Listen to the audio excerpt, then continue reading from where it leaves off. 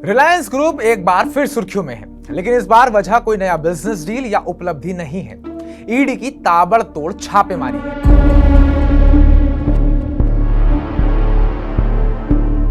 ED ने दिल्ली और मुंबई में अनिल अंबानी से जुड़े कुछ ठिकानों पर छापे मारे हैं। यह कार्रवाई एक मनी लॉन्ड्रिंग मामले से जुड़ी है, जिसमें बड़े पैमाने पर वित्तीय गड़बड़ियों का आरोप है। आइए इस मामले को आसान और रोचक तरीके से समझते हैं। क्या है पूरा मामला, अनिल अंबानी पर ईडी क्यों टूट पड़ी और इससे रिलायंस ग्रुप पर कितना फर्क पड़ेगा।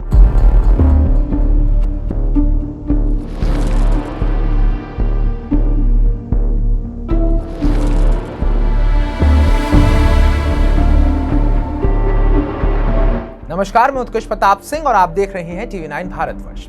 ईडी की इस कार्रवाई की शुरुआत केंद्रीय जांच ब्यूरो यानी कि सीबीआई द्वारा दर्ज 2 एफआईआर से हुई। सीबीआई ने अनिल अंबानी की कंपनियों पर गंभीर आरोप लगाए हैं, जिसमें बैंकों, शेयरधारकों और निवेशकों के साथ धोखाधड़ी करके सार्वजनिक धन को हड़पने की साजिश का जिक्र है। ईडी ने इस मामले में गहरी छानबीन शुरू की और अब तक 35 से ज्यादा जगहों पर छापेमारी की जा चुकी है। इसके अलावा 50 से अधिक कंपनियों के रिकॉर्ड खंगाले गए हैं और 25 से ज्यादा लोगों से पूछताछ हो चुकी है।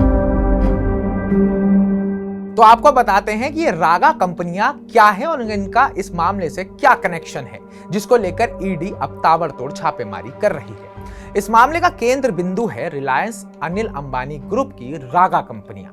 ईडी का दावा है कि 2017 से 2019 के बीच यस बैंक ने इन कंपनियों को करीब 3000 करोड़ रुपए के बड़े लोन्स दिए। ये लोन बिना किसी ठोस गारंटी के दिए गए, जो अपने आप में संदेह पैदा करता है। जांच में पता चला कि लोन देने से ठीक पहले यस बैंक के कुछ बड़े अधिकारियों और प्रमोटर्स को निजी तौर पर भारी भरकम भुगतान दिए गए। ईडी इसे एक गैर कानूनी सौदा मान रही है, जिसमें लोन के बदले रिश्वत दी गई। ईडी की शुरुआती जांच में कई चौंकाने वाले खुलासे हुए हैं। फर्जी कंपनियों को लोन। कई रागा कंपनियों की वित्तीय स्थिति कमजोर थी या उनके दस्तावेज अधूरे थे, फिर भी उन्हें भारी भरकम लोन दिए गए। शेल कंपनियों का खेल। लोन का पैसा कथित तौर पर फर्जी कंपनियों में ट्रांसफर किया गया। Loan evergreening. पुराने लोन चुकाने के लिए नए लोन दिए गए, जिससे कर्ज का बोझ बढ़ता गया।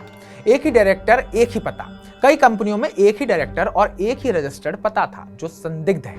बैंकों में रिश्वतखोरी। ईडी को शक है कि यस बैंक के कुछ बड़े अधिकारियों ने निजी फायदे के लिए इन लोन्स को मंजूरी दी।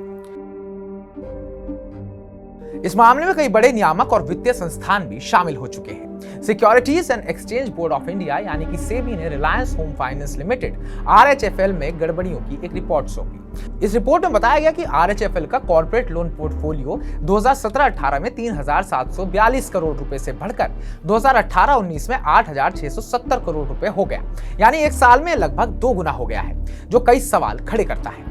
वहीं स्टेट बैंक ऑफ इंडिया ने रिलायंस कम्युनिकेशंस और अनिल अंबानी को फ्रॉड अकाउंट घोषित किया है। यह पहली बार नहीं है जब SBI ने ऐसा किया। नवंबर 2020 में भी SBI ने आरकॉम और अनिल अंबानी को फ्रॉड अकाउंट बताया था और CBI में शिकायत दर्ज की थी। हालांकि दिल्ली हाईकोर्ट के एक आदेश के बाद उस शिकायत को वापस लेना पड़ा था। ईडी की इस जांच से अनिल अंबानी और उनकी कंपनियों पर शिकंजा और कस सकता है। अगर ईडी के दावे सही साबित हुए तो यह भारत के कॉर्पोरेट इतिहास में सबसे बड़े वित्तीय घोटालों में से एक हो सकता है। इस मामले में न सिर्फ अनिल अंबानी बल्कि यस बैंक के पूर्व प्रमोटर्स और अधिकारियों पर भी गाज गिर सकती है। यह मामला इसलिए भी चर्चा में है क्योंकि अनिल अंबानी कभी भारत के सबसे बड़े बिजनेस टाइकून्स में से एक थे। उनकी कंपनियों जैसे रिलायंस कम्युनिकेशन और रिलायंस पावर एक समय में बाजार में छाई रहती थी, लेकिन पिछले कुछ सालों में उनके बिजनेस में भारी नुकसान और कर्ज का बोझ बढ़ता गया।